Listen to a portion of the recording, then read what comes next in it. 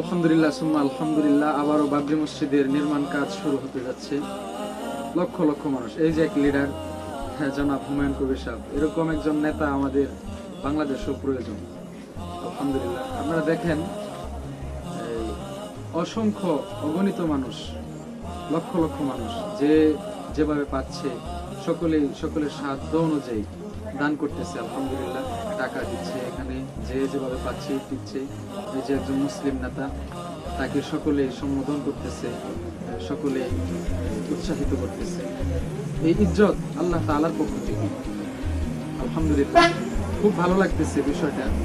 আমরা দোয়া করি আল্লাহ পাক রব্বুল আলামিন যেন হুমায়ুন কবির সাহেবকে তার এই নিয়তের উপর ইস্তেকামত থাকার মতো তৌফিক দান করেন, এবং যে নির্মাণ কাজ শুরু হতে যাচ্ছে বাবরি মসজিদে, আল্লাহ পাক যেন এই বাবরি মসজিদের কাজ সম্পূর্ণ পুরোপুরি শেষ করার মতো তৌফিক দান করেন। আমিন।